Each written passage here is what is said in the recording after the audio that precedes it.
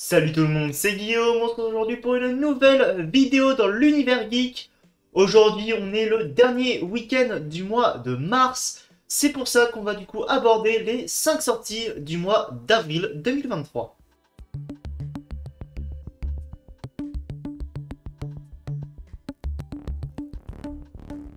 Et on commence ces 5 sorties du mois d'avril avec les 3 mousquetaires d'Artagnan le 5 avril au cinéma partout en France. Alors il va mettre en scène Eva Green dans le rôle de Milady, François Civil dans le rôle de D'Artagnan, Vincent Cassel dans le rôle d'Athos, Pio Marmaille dans le rôle de Porthos et Romain Duris dans le rôle d'Aramis. On sait que le scénario et le synopsis ont été dévoilés du Louvre au palais de Buckingham, des plafonds de Paris au siège de La Rochelle, dans un royaume divisé par les guerres de religion et menacé d'invasion par l'Angleterre. Une poignée d'hommes et de femmes vont croiser leurs épées et lier leur destin à celui de la France. Donc une nouvelle adaptation des Trois Mousquetaires, ce n'est pas la première. On sait qu'il va y avoir une deuxième partie à ce film, Les Trois Mousquetaires Milady, qui sortira en fin d'année. Hâte vraiment de voir ce que ça va donner. Les trailers et les bandes annonces sont vraiment très positifs de mon côté. Donc vraiment très curieux de voir cette nouvelle adaptation. Pour la deuxième sortie du mois d'avril, on va continuer pour la même date et également au cinéma, vu que le 5 avril 2023 sortira le film d'animation Super Mario Bros. Alors ça c'est un film que j'attends vraiment beaucoup parce que les premières bandes annonces et toutes les bandes annonces même ont été extrêmement positives. Alors le synopsis, c'est un plombier nommé Mario qu'on connaît tous bien évidemment, parcourt un labyrinthe souterrain avec son frère Luigi, essayant de sauver une princesse capturée, qui sera donc la princesse Peach, adaptation cinématographique du célèbre jeu vidéo Super Mario Bros. Alors j'ai vraiment très hâte, on sait qu'il y aura Chris Pratt en VO qui sera pour Mario, Anna Taylor-Joy pour la princesse Peach, ou encore Jack Black pour Bowser. Alors c'est déjà un beau casting sur le papier pour la VO, mais ce n'est pas la VO qui m'a vraiment convaincu, c'est plutôt la VF. Je n'ai pas les noms sous les yeux, mais en tout cas la VF est vraiment très intéressante. J'ai vraiment hâte de voir ce film. Les visuels sont vraiment magnifiques.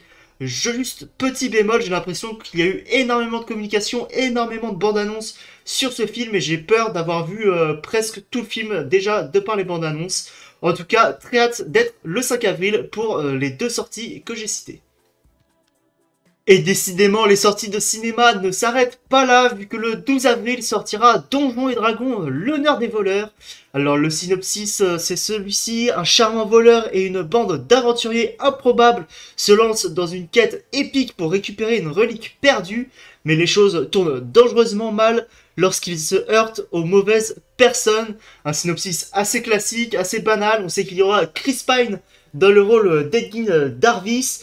On sait aussi qu'il y aura Régé Jean Page, qu'on a vu notamment dans les chroniques de Bridgerton, Michel Rodriguez, bien évidemment très connu, Justice Smith et j'en passe. Un film qui a l'air très intéressant, plein d'action, plein d'humour. J'en attends pas énormément, mais j'attends en tout cas que ce soit un très bon divertissement. Hâte de voir ce que ça va donner. Il y a eu des films déjà qui ont été faits il y a quelques années, qui ont très mal vieilli aujourd'hui, donc à voir si ça peut relancer la franchise Donjons et Dragons.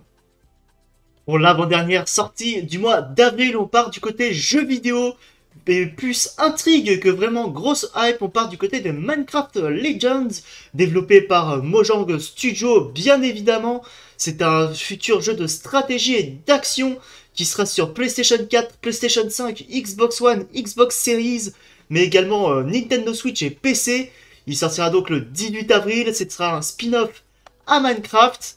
Et on sait qu'on pourra explorer un monde familier pourtant mystérieux, regorgeant de nombreuses formes de vie, de biomes luxuriants et riches en ressources, mais ce paradis sera au bord de la destruction, vu que les piglings sont arrivés en menaçant de corrompre la surface. Il faudra former des alliances inattendues en motivant nos amis, en les guidant dans des combats stratégiques pour protéger nos maisons, combattre les piglins avant qu'ils ne corrompent la surface depuis le Nether.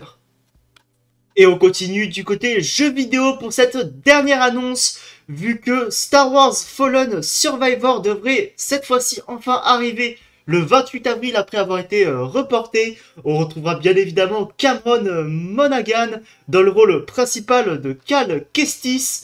On sait que ce sera un jeu dans la continuité du premier, d'action, de l'aventure. On retrouvera plein de personnages que l'on a rencontrés. Alors qu'on sera poussé aux confins de la galaxie.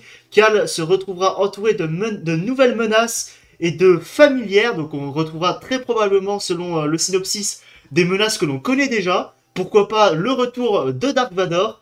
En tant qu'un des derniers chevaliers Jedi, Cal doit se battre sans relâche dans les moments les plus sombres de la galaxie.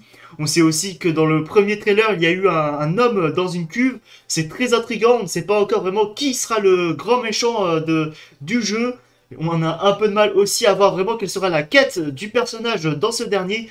Pour rappel, dans le premier jeu, il cherchait l'holocron Jedi permettant de trouver les enfants qui étaient liés à la Force. Il a préféré détruire cet holocron à la fin du jeu. Donc à voir maintenant ce que va devenir Cal Kestis. On sait que ça se déroule plusieurs années après les événements du premier jeu. En tout cas, moi, c'est un jeu vraiment qui m'intéresse énormément. Le jeu qui me hype le plus pour ce mois d'avril. Et j'espère en tout cas vous aussi que ce jeu vous hype.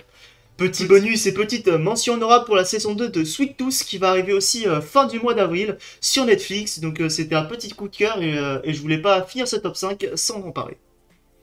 Et voilà, c'est tout pour mes 5 sorties du mois d'avril 2023. J'espère que ça vous aura plu. Si c'est le cas, vous pouvez vous abonner, mettre un pouce bleu. Vous pouvez aussi me mettre en commentaire s'il y a une sortie que je n'ai pas citée et qui vous intéresse. Si vous voulez suivre toute l'actualité cinéma, jeux vidéo et séries, vous pouvez me suivre également sur Twitter, le lien est dans la description. Et nous, comme d'habitude, on se retrouve courant de la semaine s'il y a des trailers auxquels il faudra réagir. Et sinon, on se redit à dimanche prochain, 16 h.